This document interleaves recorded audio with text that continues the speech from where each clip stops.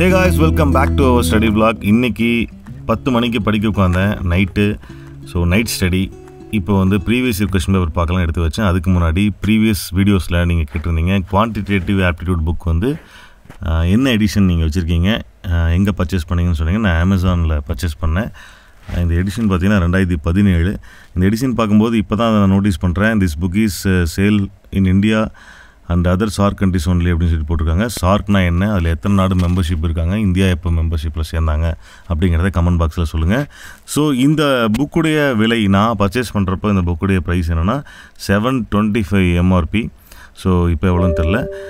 நான் புக்ஸ்லாம் எடுத்து வச்சுட்டு இருக்கும்போது என் பொண்ணுங்க அப்படியே ஜாலியாக அந்த கேமரா முன்னாடி வந்து அவள் எப்படி ஆக்ட் பண்ணுறா பாருங்கள். ஸோ இது அவளுக்கு வந்து பெரிய ஒரு ஜாயாகவே ஆயிடுச்சு. எப்பயுமே இது பண்ணுவாள். இன்றைக்கி வந்து ஜியாகிரஃபியில் இருக்கிற கொஷின்ஸ்லாம் கொஞ்சம் டீப்பாக படிக்கலாம் அப்படின்னு சொல்லிட்டு ப்ரீவியஸ் இயர் கொஷின் பேப்பர் பார்க்கும்போதே ஜியாகிரஃபி புக்கையும் நான் ஃபுல்லாக வந்து ரெஃபர் பண்ணேன். ஸோ ஜியாகிரஃபி படிக்கிறது எனக்கு ரொம்ப ரொம்ப பிடிக்கும்.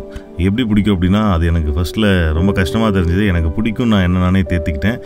அதுக்கப்புறம் எனக்கு அது இன்ட்ரெஸ்டான சப்ஜெக்ட் ஆகிடுச்சு. இந்த கொஷின் பாருங்கள், சூழல் மண்டலம் என்பது வாழிடத்தில் உள்ள உயிரிழகு மற்றும் உயிரிலிகள் அப்படின்னு சொல்கிறாங்க ஆன்சர். ஸோ இது இப்போ தான் அந்த புக்கை ரெஃபர் பண்ணேன், geography book 11th geography. So இந்த கொஷின் பேப்பர் என்ன கொஷின் பேப்பர் அப்படின்னா 2019 கேட்ட டிஸ்ட்ரிக்ட் எஜுகேஷனல் ஆஃபீஸருடைய கொஷின் பேப்பர் இது. ஸோ இந்த புக்கை படிச்சுட்டு கரெக்டாக அதை பார்க்கும்போது எனக்கு எக்ஸைட் ஆகிட்டு. ஸோ நான் தெரிஞ்ச கொஷின் வரும்போது சந்தோஷமாக இருக்கும் இல்லையா. சூழ்நிலை மண்டலம் என்பது உயிருள்ள உயிரற்ற காரணிகளின் ஒருங்கிணைப்பின் விளைவே அப்படின்னு சொல்லி போட்டிருக்காங்க. ஸோ இது வந்து டான்ஸ்லி அப்படிங்கிறவர் தான் இந்த டேர்மை வந்து உருவாக்கியிருக்கிறார் 1935. ஸோ இப்படி படித்த கொஷினை வந்து கொஷின் பேப்பரில் பார்க்கும்போது அவ்வளோ சந்தோஷமாக இருக்கும். ஸோ அதுக்கப்புறம் என்னென்ன டாபிக் அப்படின்னா, அந்த லேயர்ஸ் எல்லாம் இருக்கும் இல்லையா, stratosphere, troposphere, mesosphere, ionosphere, exosphere அப்படின்னு சொல்லிட்டு லேயர்ஸ்லாம் இருக்கும். ஸோ இது எல்லாத்தையுமே ஜியாகிரஃபியில் வந்து நமக்கு ரொம்ப முக்கியமான டாப்பிக்கு. படிச்சுட்டே இருக்கும்போது பசி எடுத்துருச்சு. அப்படியே கிச்சனுக்குள்ளே போய் என்ன இருக்குன்னு பார்த்தேன். ஏன்னா நைட் சாப்பிட்லான்னு.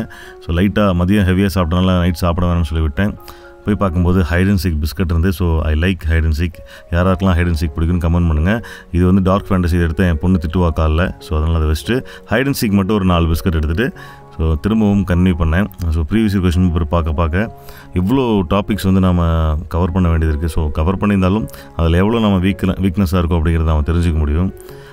கண்டிப்பாக ப்ரீவியஸ் கொஷின் பேப்பர் வந்து நம்ம ஸ்டடீஸை வந்து டெப்த்தாக படிக்க யூஸ்ஃபுல்லாக இருக்கும். கிட்டத்தட்ட மணி 11:30 மேலே ஆயிடுச்சு. இன்றைக்கி இந்த விளாக் இதோடு முடிக்கிறேன். Good night, take care.